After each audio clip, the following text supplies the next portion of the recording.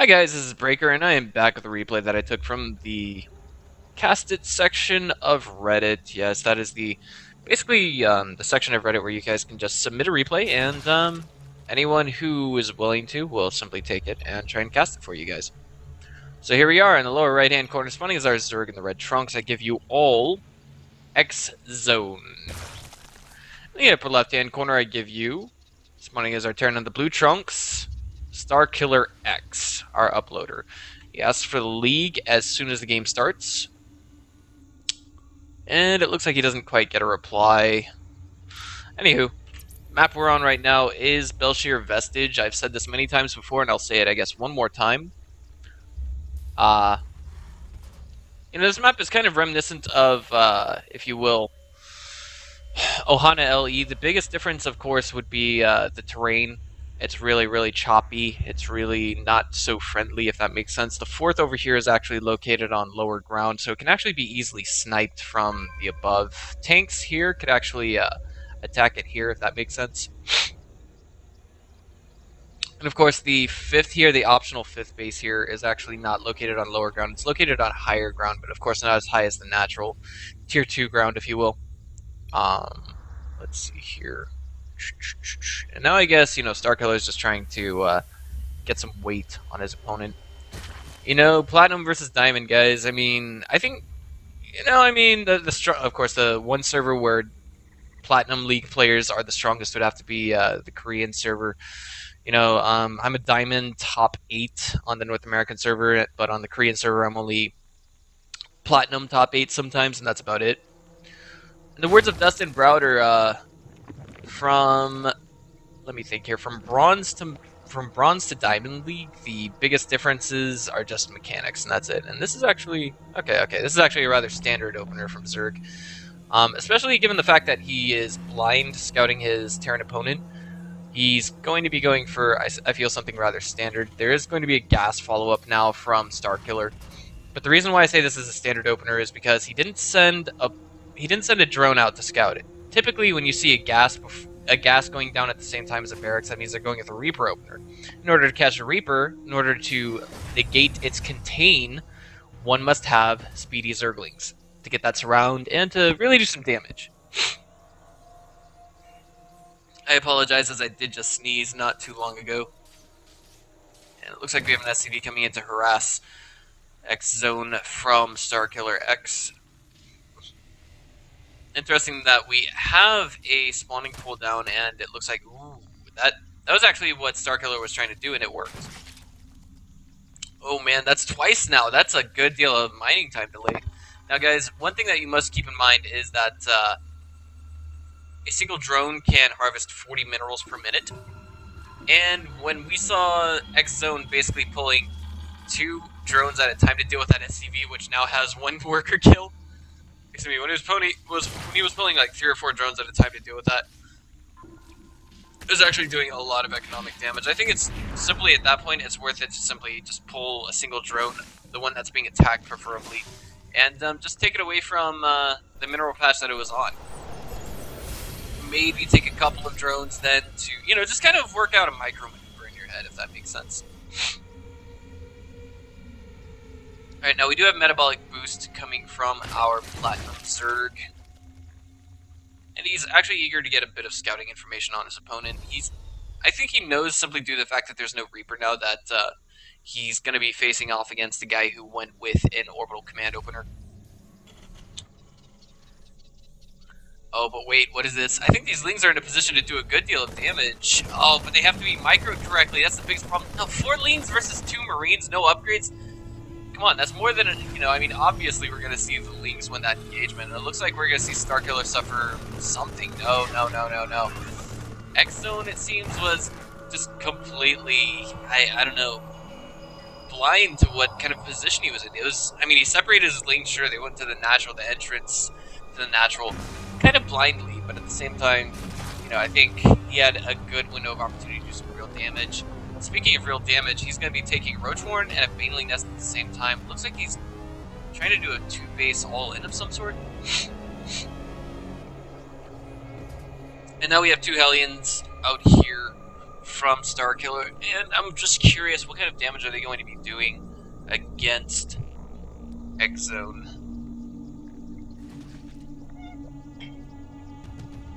They're going to see that there's no third right now. And in the words of Day 9, if your opponent does not have a third by 6 minutes and 30 seconds, that means they are immediately gearing up to kill you if you are Terran. So now we have to see, essentially, Starkiller retaliate, if not find a way to figure out just what the hell his opponent is trying to do to it. So now we have 12 leagues in production. They do have metabolic boost.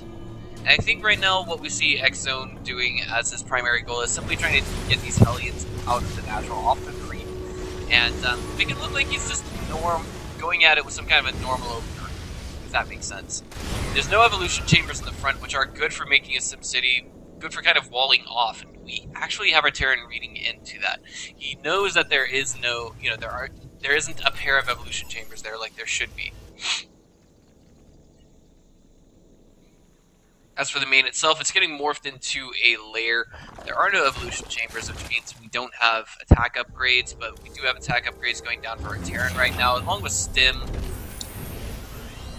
And it looks like this is going to be a definitive bio follow-up. Yes, we have 4 barracks, 2 in construction. Actually, 5 barracks. 2 of them are presently in construction. It looks like there's some kind of a mistake going down here from Starkiller. I can't quite figure this out. What is he doing? Okay. He's like, oh, okay, well, I already got a reactor. Yeah. Meanwhile, Baneling speed as well as Glial reconstitution going down. So this is looking to be some kind of a timing attack. I would say it'd be more than worth it to send the Lings out now, and once they arrive here, start morphing Banelings. That is the correct way to execute the timing. But now, I think we have Starkiller basically apt to what is going on. He knows, okay, something's up here. He wanted map control for a reason. Now, what the hell was that reason? At the same time, he also knows that there are no evolution chambers here still. I mean, he hasn't scouted that area since the 7-minute mark, but now we have to see Starkiller essentially gear up to hold and defend off against this attack. He's going to have to start sending the roaches right now. There they go. And where are the Banelings? They need to start morphing now. This would actually make for a perfect timing if he was to do it. He waited for the upgrades to finish. Okay, perhaps this is not a timing attack. If it is a timing attack, then it was simply poorly executed. We do have more Lings going down behind this, and our Zerg is now at over 1,000 income. Has, I think now is more than the appropriate time to take a third.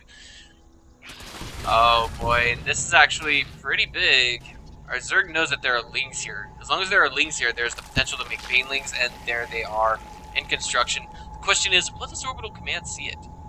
Yes, he sees it. Now Starkiller simply has to prepare to hold against this attack. He doesn't have combat shields, which means those Marines will be all the weaker.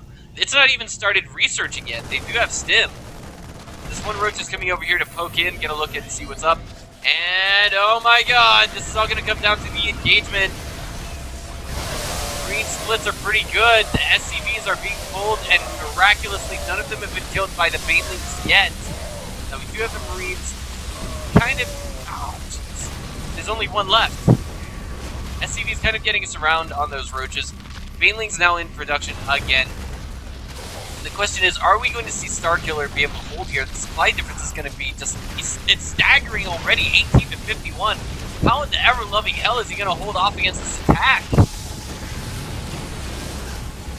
Lings are finally chasing down the SCVs. If he holds this, it's going to be nothing short of a miracle, ladies and gentlemen. Look at the carnage in the mineral line there. Says greedy much? Greedy much? Well, that was a 3 orbital command opening. Interesting. How did he know about that? He never actually sent an Overlord scout to read into that orbital command, but there is going to be a third here as well. Question is, how is Starkiller going to be able to hold this or not? Supply differences, again, absolutely staggering. There's nothing but a stream of Lings and Banelings coming in now. Oh my god. Meanwhile, this one Marauder is going to take down a good deal of roaches. And now, oh no, the natural orbital command is falling. All these Lings are just lining up here. Roaches finally dealt with. Do we have a wall off here? We don't, but we kind of have an okay SimCity. How is our Terran gonna hold against this? His income is absolutely in shambles. I don't know what to say to this. Alright, so now we just have him basically microing his way around this. Oh my god. Factories are gonna fall.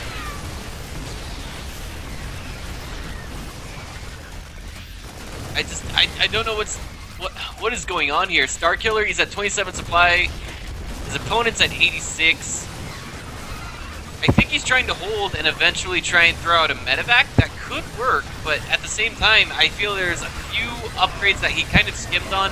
That would be, and one thing that is definitely working for him is that his Marines and Marauders are 2-2, while the Lings are basically 0-0. We do have more Banelings in production as well. He simply needs to become more akin to this.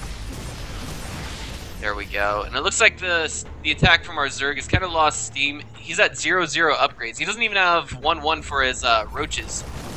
Meanwhile, the SCV is coming in for some basically emergency management, if you will. And I want to say this is the one stage of the game where we could see Starkiller come back and turn this around.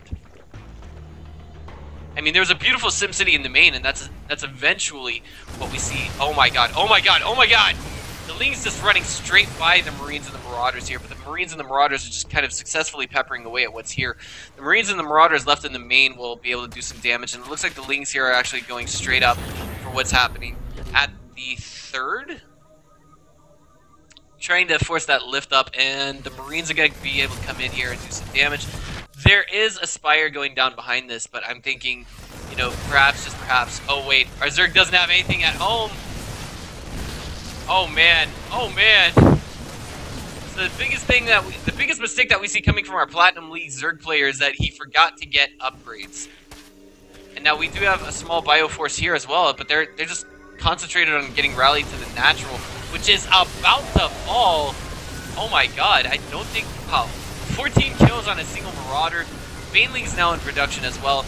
Our Zerg did not expand behind this attack. I want to say that after he destroyed the natural, that would have been an excellent time to do so. And now we just have, you know, these Lings trying to go away at the SCVs. Just one Ling, kind of hero Ling, if you will.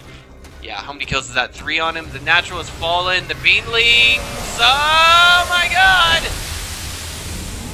Meanwhile, the medevac is going to lift up and kind of move into the main. And this is going to essentially buy time. This little micro battle that we're going to see from our Zerg. It's going to be forced to basically revolve back and forth between his main and his natural now, I think. There's really no infrastructure to destroy at the natural. There is, you know, that natural hatch trying to go back down. I'm curious, did our Terran actually see that? He did, yes. But right now, he does have Mutalisks, but the problem is he doesn't have the kind of money it takes to support that. He doesn't have the income. One base income is not enough for Mutas. Check this out right here. 68 workers killed over the course of the game by XZONE. And he's still, you know, I think he's kind of behind in this. Again, one thing that you must bear in mind, ladies and gentlemen, is the fact that Terran has mules. You have to absolutely destroy that third.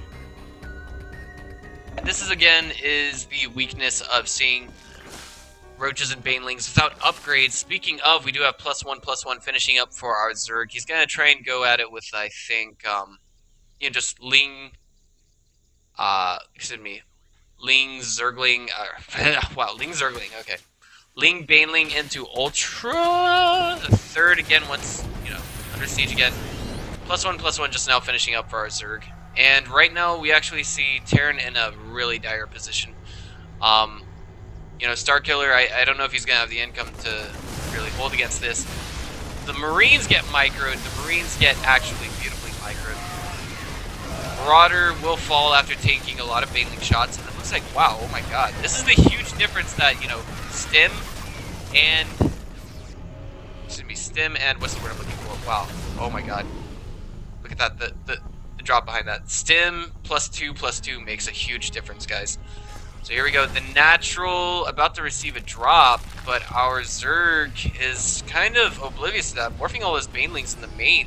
Third, however, is up and running. We do have the medevac on that, able to get a full read in. We should see Stim and Ain move at the natural, just as I say that, so Link show up to the party. Take down a single Marine, and that is it. All these idle drones here could be put on the third. speaking of the third, it's about to take a very light medevac drop, as well as another medevac drop coming from the main of our Terran. Wait a minute. If we could see the drop go in 2 different locations in the main, that would be huge, because I don't think our Platinum League player would have the micro skills it takes to really handle that. Speaking of drop, the drop at the third is, you know, it's not waiting for drones to get there, but I mean, come on, it's damage to be done nonetheless. Here we go. Pick up, beautiful timing on both of those medevacs. Meanwhile, the attack on the third is going fairly well. The Marines just targeting it down, playing straight up, and I think our Zerg is just a little bit, you know, XZONE, he's just a little bit hesitant to react to this, because if he does, he leaves his main exposed. Just as I say that, there's a drop going down again in the main. He's going to drop here again. That's going to hurt the gas income a lot, but it looks like this drop is kind of being mopped up at the third. The Queen was taken down there. That's pretty big. And now the drop in the main is just proving to be a little bit too much for our Platinum player. Oh, man. The Queen looks like it's in a lot of trouble in the main. It's going to drop. Oh, man. And now, again, our Platinum League player, his micro skills are being taxed. Beautiful Sim City here. Beautiful, I want to say, not really Sim City, but the positioning, again, is absolutely beautiful there. Meanwhile, drop going down at the natural while Starkiller tries to get his own economy back up and running. He did manage to reposition the orbital command that was in his main at his natural, and now he's got to get his production up. He's got zero ass. Wow, it's zero ass. He's got zero gas income right now, and the drops are just beautiful.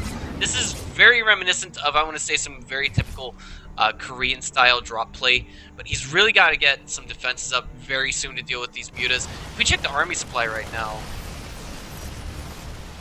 I want to say both players are relatively even, and this is what happens when you don't get upgrades, ladies and gentlemen. Meanwhile, a huge rally of Lings coming back and forth. And the Marines, again, without their combat shields, are going to be, I want to say, pretty meatless, if you will, versus that. Meanwhile, these Marines coming in here, targeting down the Spire. I don't think they're going to get it. No, they won't. Muta's coming back here. The third, again, under assault from XZONE. I don't want to say, this is going to put Starkiller in kind of a, I don't want to say a backwards position. It's going to put him behind. Beautiful stim. If he can target down that one Baneling, that would be huge. He doesn't. The Lings get us around, but their upgrades just, again, not good enough. Fuel good unit, and it looks like we're going to see XZONE perhaps leave the game. He doesn't realize that he's still in a pretty okay position. He just needs to get his upgrades. Alright, so Starkiller again, moving out. His bio ball is pretty big.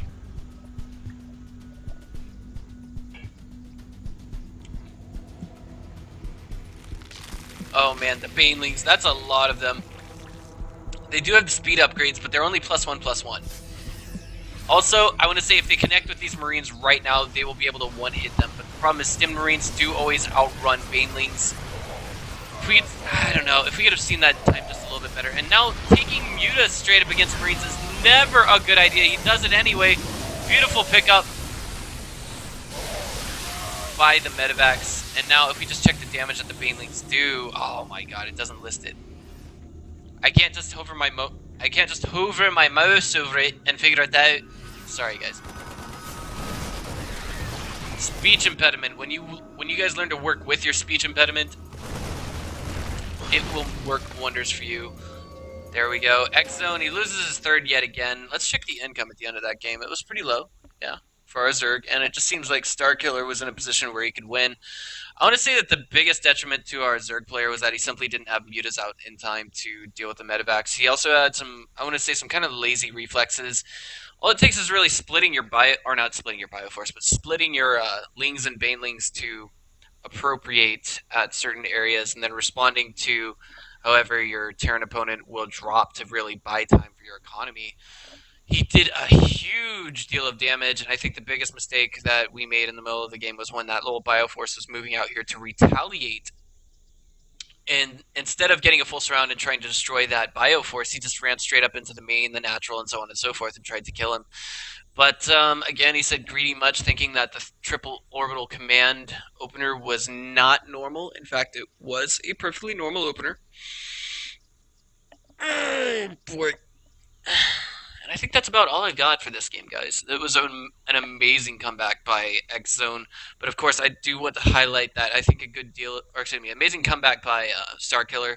I want to just highlight though that I think the biggest mistake was simply the fact that XZone didn't get his upgrades up. He didn't know how to, how to micro, how to multitask, how to manage his biofort, or how to manage his Zerglings here and there, going after the drops, so on and so forth. It's perfectly viable to hold against drops from Marines and Marauders, just using Lings. You just have to know how to do it. So this has been Breaker, guys. I'll see you next time.